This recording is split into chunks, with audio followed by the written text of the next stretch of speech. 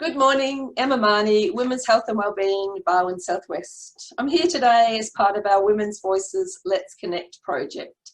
This is about hearing from women and responding to your questions in the context of this COVID-19 pandemic. I'm joined today by Tania Clarke. Tania is the Manager of Policy and Campaigns at Women's Legal Service Victoria. Women's Legal Service Victoria has been working to improve the economic security and economic outcomes for financially disadvantaged women in Australia's family law system for the past 7 years. Over the past year, Tania has been working collaboratively with industry partners to reform the superannuation splitting system in Australia to make it easier for women to access their entitlements after a relationship has broken down. So it's my great pleasure today to welcome Tania and actually invite Tania to speak about the Women's Legal Service of Victoria and the work they do. Thank you, Tania. Thanks, Emma. I really appreciate the opportunity to talk to you today in these challenging times. Just firstly about who we are. So we've been around, Women's Legal Service Victoria has been around as a community legal service assisting disadvantaged women on a statewide basis throughout Victoria since around 1982.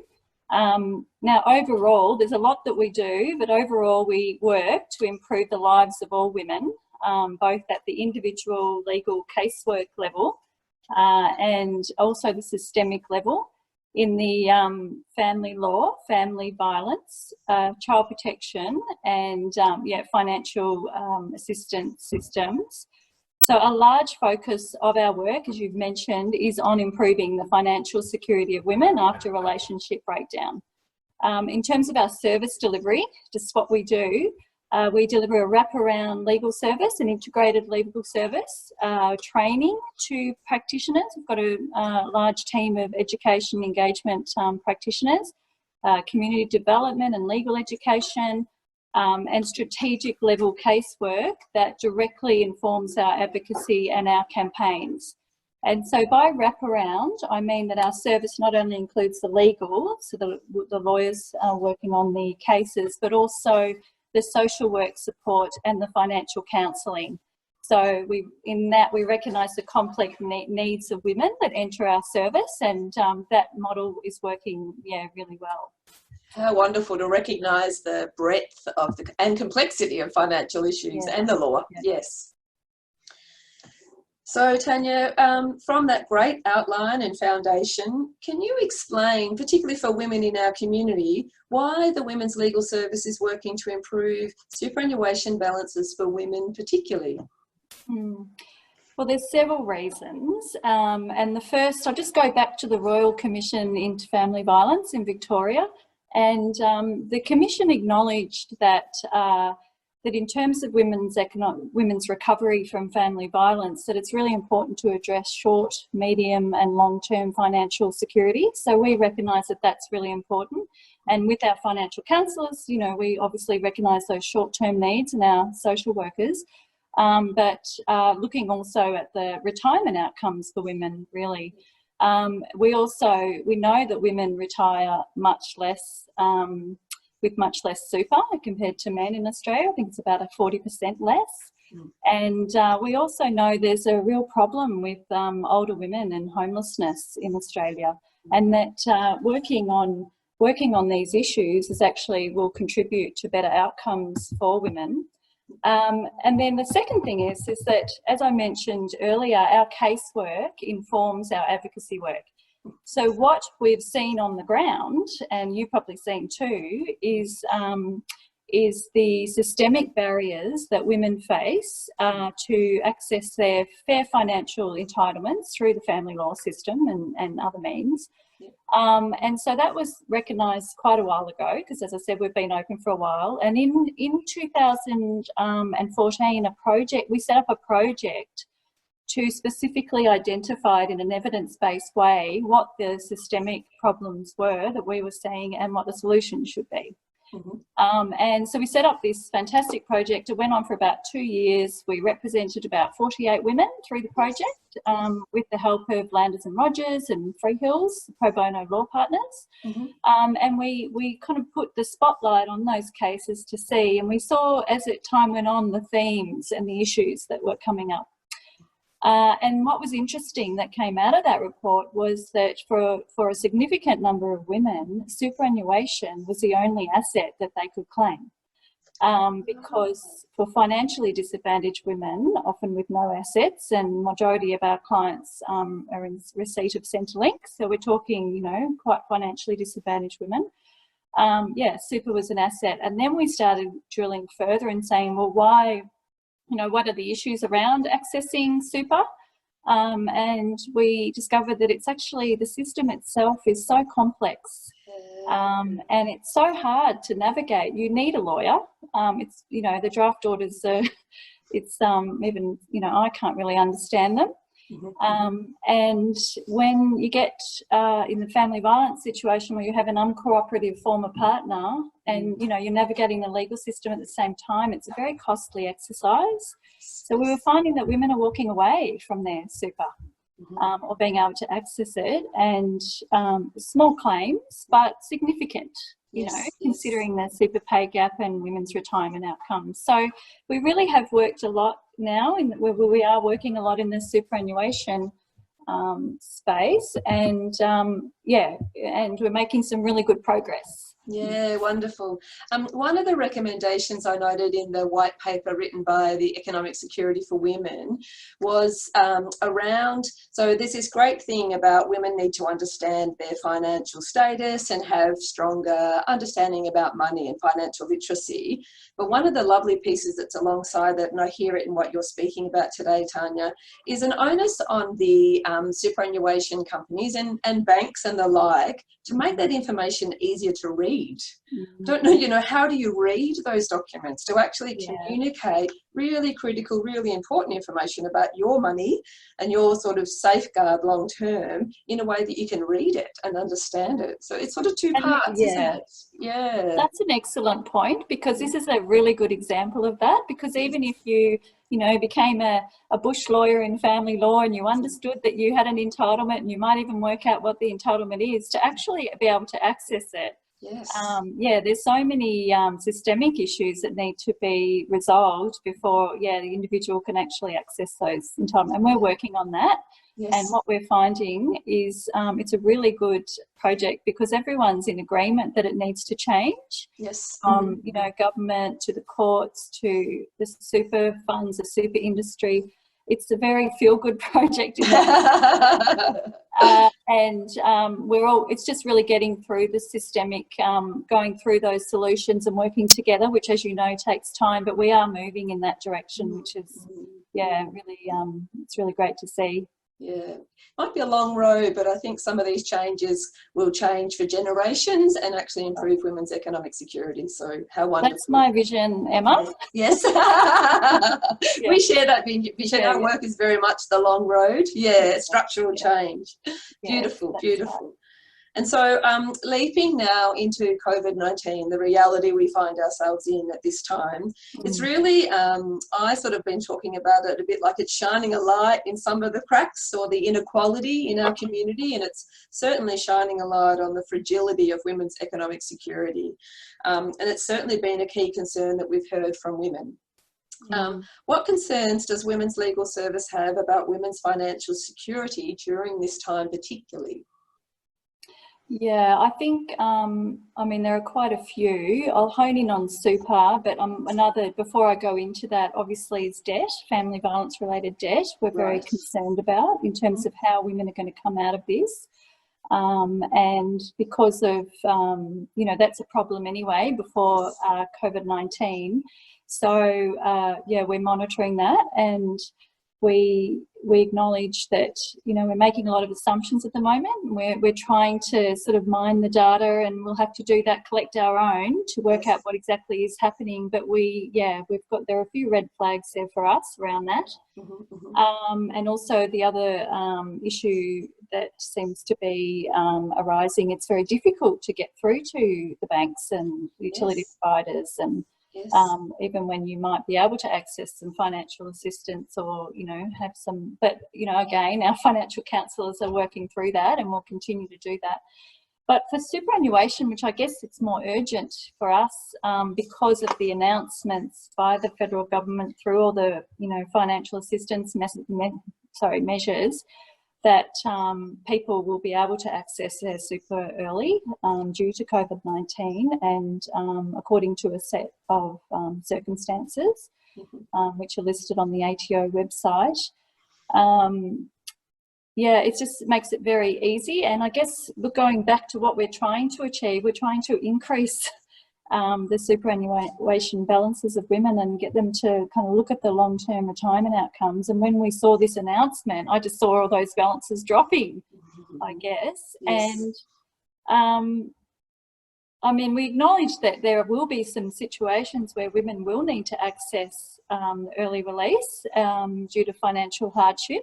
And that is, you know, perfectly legitimate. It's just, we just wanted to make sure that women knew what they could access before making that decision, and go through the steps, a few steps that our financial counsellor had come up with to just sort of put a bit more thinking into it, because it's very easy to go online, you know, fill out your MyGov self-assessment and have that money sort of put into your bank account. So we just wanted to go through those. So beautiful. So on that exact point, Tania, so Women's Legal Service Victoria has released the 5 steps to take before accessing your superannuation early. So this is available, I assume, on your website. And I'd really invite you, Tania, to step us through it, just to help us understand exactly like you said, what are the critical things to think about before you access that long-term savings?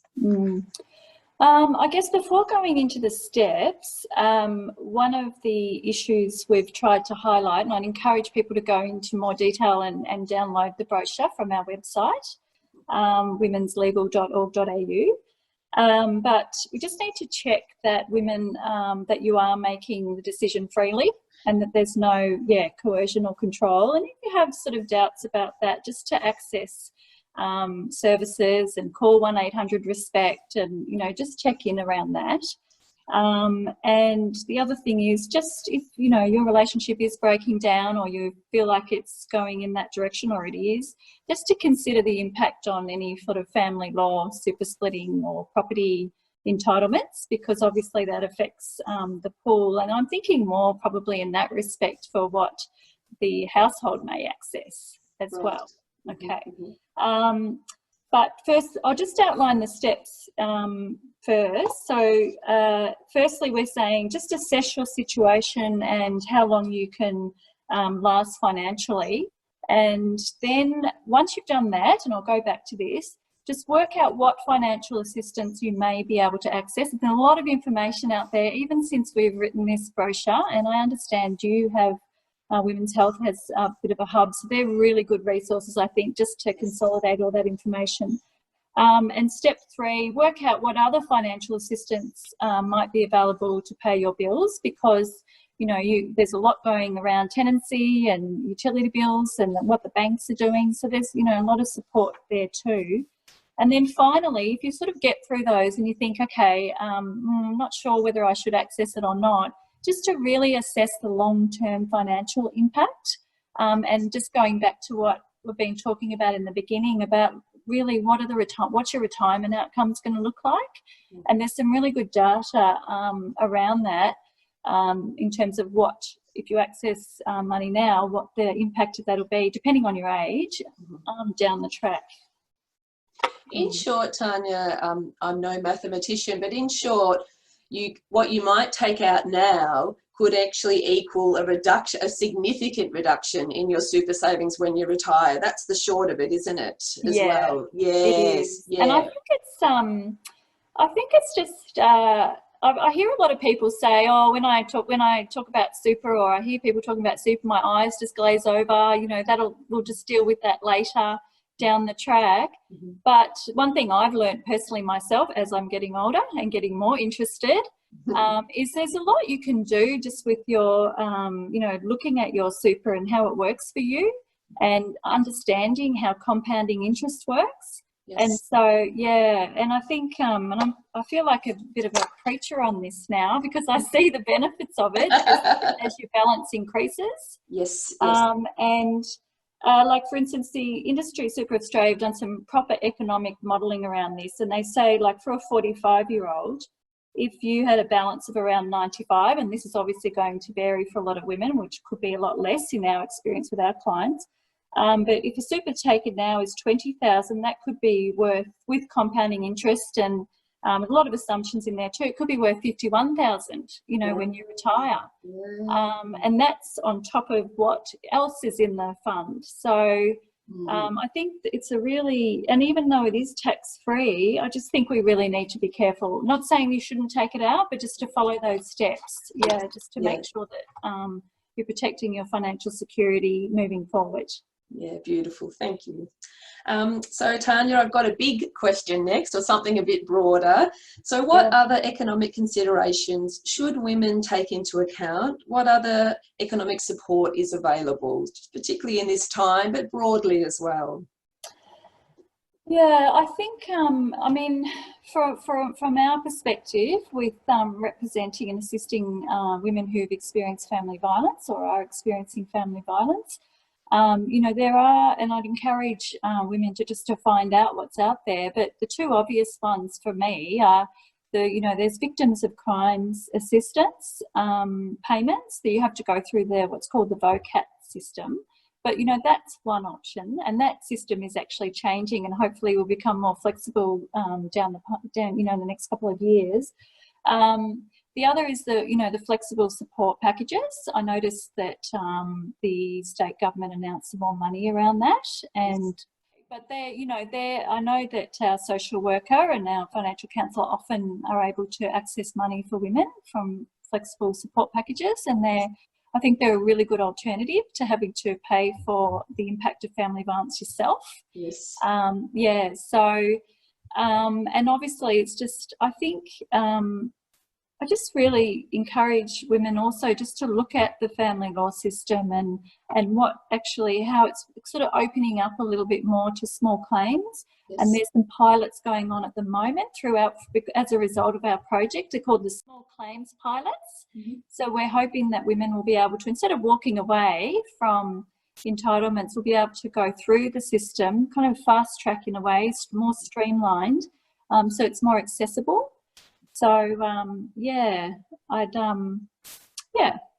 It's a beautiful example of having somebody, the Women's Legal Service, to walk alongside you, because superannuation's complex, and so is law, and so is family law. So I really think for women who are living in violence or separating and trying to make some difficult decisions, to have that support, Tania, my goodness, because most of those super or law or family law are not easy or simple. No, they're not. Yeah. And I think a really big issue too when you get to that stage is financial disclosure.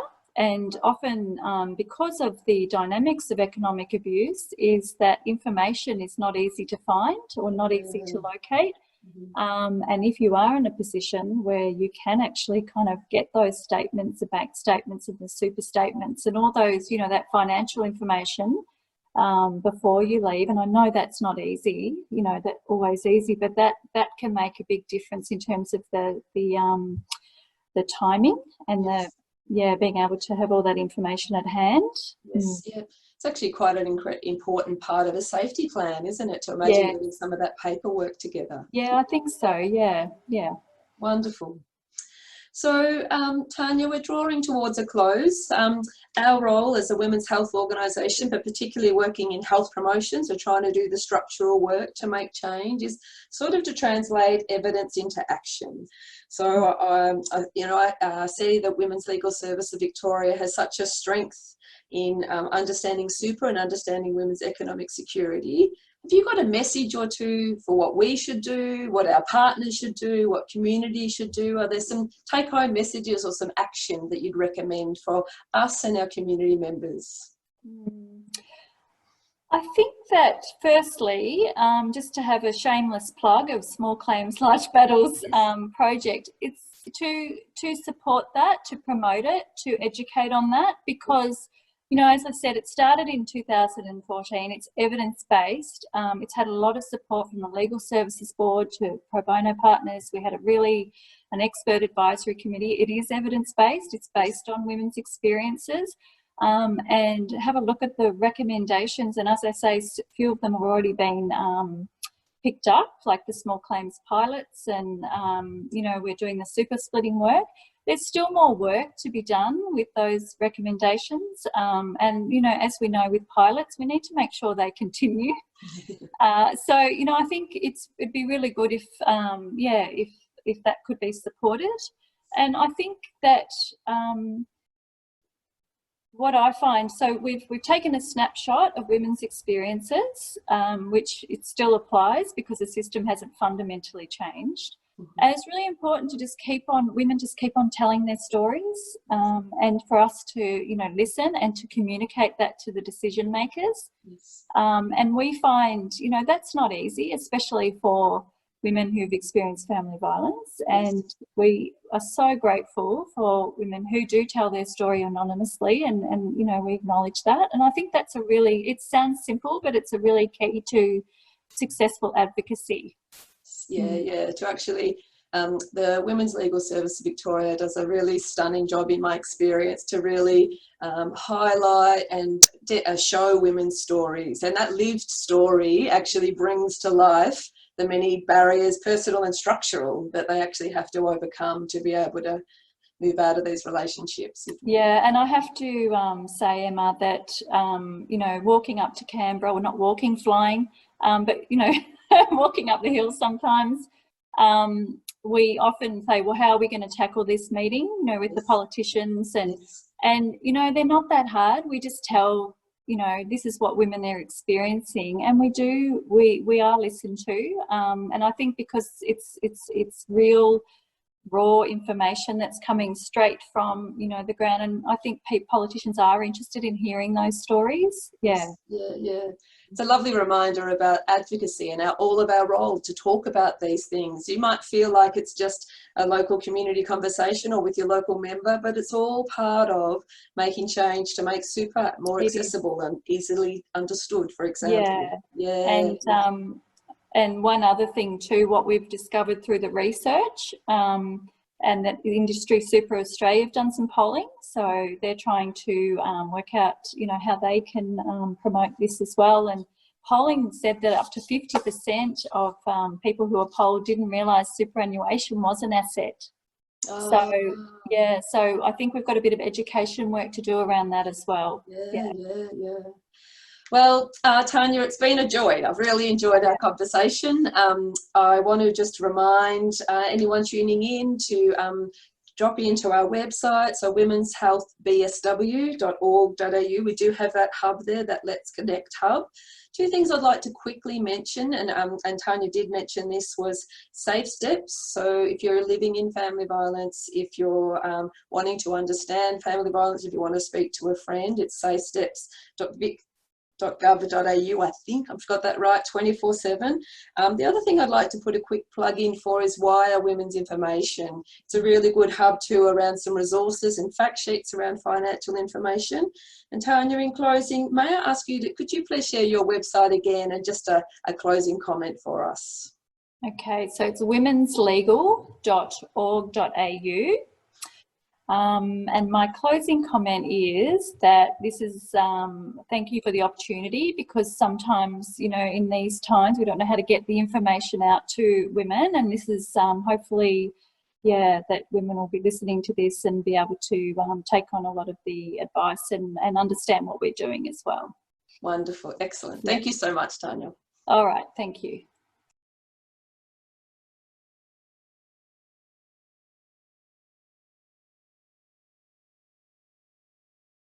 Jump on our socials for all the latest news and updates, and head to our website for our COVID-19 information and resource hub.